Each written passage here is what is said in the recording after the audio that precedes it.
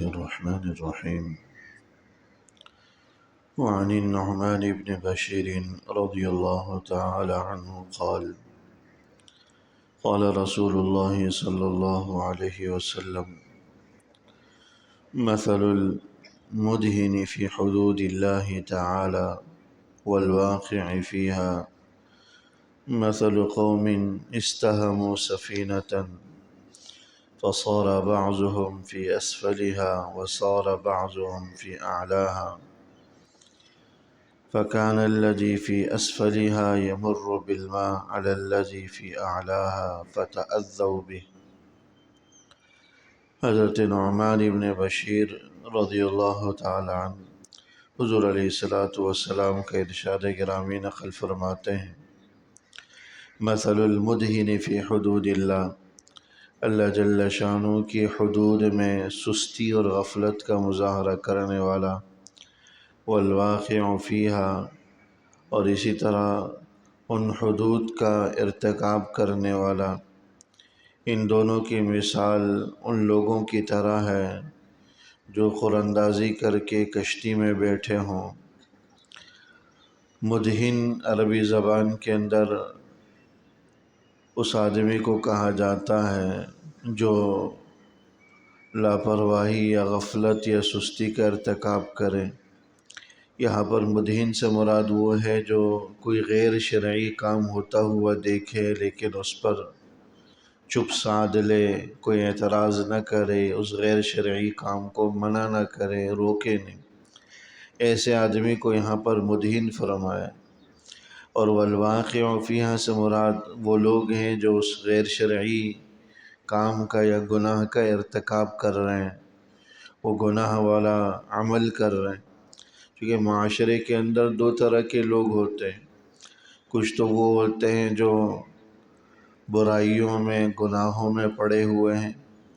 گناہوں کا ارتکاب کر رہے ہیں، بدعملی کا مظاہرہ کر رہے ہیں۔ اسی طرح کچھ لوگ وہ ہیں جو گناہوں کا ارتکاب نہیں کر رہے، بدعملی نہیں کر رہے، خود کو بدعملی سے روکا ہوا ہے، لیکن یہ وہ لوگ ہیں جو بدعملی خود تو نہیں کر رہے لیکن دوسروں کو کرتا ہوا دیکھ رہے ہیں، منع بھی نہیں کر رہے، چپ بیٹھے ہوئے ہیں۔ کچھ وہ ہوتے ہیں جو بدعملی سے باقاعدہ روکتے ہیں، منع کرتے ہیں، وہ مراد نہیں، بلکہ بدعملی اور گناہ کو ہوتا ہوا دیکھیں اور خاموش رہیں، اس پر اعتراض نہ کریں، منع نہ کریں، روکیں نہیں۔ تو ایسے دو قسم کے لوگوں کی مثال حدیث میں فرمایا ان لوگوں کی سی ہے جو باقاعدہ قراندازی کر کے کشتی میں سوار ہوئے ہوں۔ قراندازی کا مطلب بھی یہاں پر یہ ہے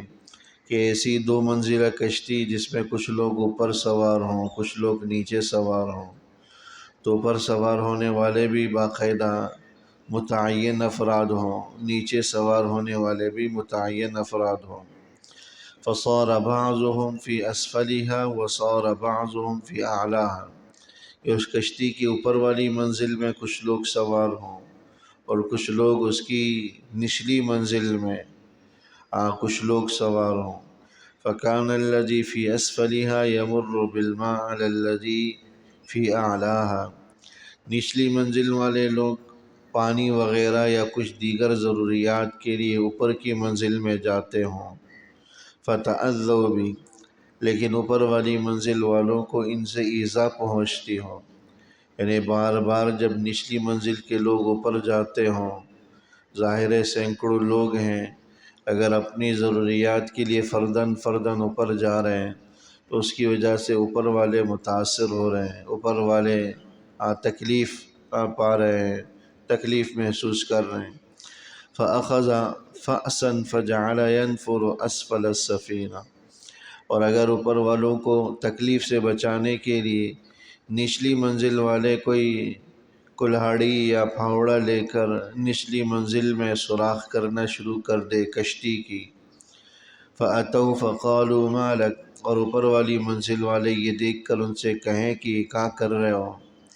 قَالَ تَأَذَّيْتُمْ بِي وَلَا يُدْلِي مِنَ الْمَاءِ، اور نچلی منزل والے کہیں کہ ہمارے بار بار اوپر آنے سے تمہیں تکلیف ہو رہی ہے، اور تم ہمیں پانی بھی نہیں دے رہے ہو، لہٰذا ہم نچلے سے ہی سوراخ کر کے سمندر سے پانی حاصل کر لیتے ہیں۔ فَإِنْ أَخَذُوا عَلَى يَدَيْهِ أَنْجَوْهُ، پس اگر اوپر والی منزل والے ان کو روک لیں، کشتی کے اندر سوراخ کرنے سے ان کو باز رکھیں، تو أَنْجَوْهُ وَنَجَوْا أَنفُسَهُمْ، تو نہ صرف یہ کہ نیچے والوں کو وہ لوگ بچائیں گے بلکہ اپنے آپ کو بچائیں گے۔ جو یہ کشتی میں سوراخ ہونے کا مطلب پوری کشتی کا ڈوب جانا ہے۔ اگر نچلی منزل والوں کو اس حماقت سے نہ روکیں اور ان کو کشتی میں سوراخ کرنے سے باز نہ رکھیں تو وہ نچلی منزل والے تو برباد ہوں گے ہی ہوں گے، لیکن اوپر والی منزل والے بھی ڈوب جائیں گے۔ وَإِن تَرَكُوهُ أَهْلَكُوهُ وَأَهْلَكُوا أَنفُسَهُمْ، لیکن اگر وہ چھوڑ دیں اور سوراخ کرنے دیں تو نچلی منزل والے بھی ہلاک ہو جائیں گے، اوپر والے بھی ہلاک ہو جائیں گے۔ اس مثال کے ذریعے حضور علیہ السلام نے سمجھایا معاشرے کے ان دو طبقات کو، خصوصیت کے ساتھ ان لوگوں کو جو خود تو گناہ نہیں کر رہے، خود تو برائی کا ارتکاب نہیں کر رہے، لیکن برائی ہوتا ہوا دیکھ رہے ہیں۔ اگر برائی کرنے والوں کو نہ روکیں، ان کو ہاتھ سے پکڑ کر منع نہ کریں، گناہ سے باز رکھنے کی کوشش نہ کریں، تو گناہ کرنے والا ہلاک تو ہوگا ہی ہوگا، نہ روکنے والا بھی اس گناہ کی عذاب کی لپیٹ میں آ جائے گا اور اللہ کی پکڑ میں آ جائے گا۔ جیسا کہ کشتی کی دو منزلوں میں سوار لوگ، اگر نچلی منزل والے یہ سوچ کر کہ ہمارے عمل سے اوپر والوں کو تکلیف ہو رہی، نچلی منزل میں سوراخ شروع کر دیں، سوراخ کرنا، تو پوری کشتی کو ڈبو دیں گے۔ اب اگر اوپر والی منزل والے ان کو اس حماقت سے نہ روکیں، باز نہ رکھیں، تو دونوں کے دونوں تباہ و برباد ہو جائیں۔ ایسے ہی جو بدعملی خود تو نہیں کر رہے، دوسروں کو بدعملی سے نہیں روک رہے، تو دونوں کی یہ تباہی اور بربادی کا ذریعہ بن جائے گا۔ اس لیے انسان کی ذمہ داری اپنے ماتحت لوگوں میں،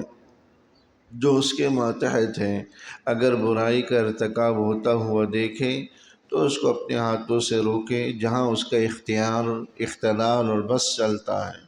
اور جہاں نہیں چلتا، زبان سے منع کر سکتا ہے تو زبان سے منع کرے۔ اگر زبان سے منع کرنے میں بھی لڑائی جھگڑے اور انتشار کا اندیشہ ہے تو کم سے کم دل سے اس عمل کو برا سمجھے، کیونکہ یہ ایمان کا سب سے ادنا درجہ ہے۔ یعنی اگر آدمی دل سے بھی گناہ کو گناہ نہیں سمجھتا تو پھر اس کے اور ایک کافر کے درمیان کوئی فرق کرنے والی چیز باقی نہیں رہتی۔ تو معاشرے میں پھیلے ہوئے ان گنت گناہ ایسے ہیں، اللہ بچائے، آج ہمارے دلوں سے ان کا گناہ ہونا ہی نکل چکا ہے۔ گناہ ہوتا ہوا دیکھتے ہیں، نہ روکتے ہیں، نہ باز رکھتے ہیں، نہ ہی اس پر اعتراض کرتے ہیں، منع کرتے ہیں، اور دل میں بھی اس کی قباحت، شناعت آہستہ آہستہ ختم ہو رہی۔ یہی اللہ جل شانہ کی طرف سے پکڑ کا اور گرفت کا وقت ہوتا ہے، جب گناہ کرنے والے اپنے گناہ میں جری ہوں اور نہ کرنے والے ان کو نہ روکیں، باز نہ رکھیں، گناہ سے روکنے کی تدبیر نہ کریں،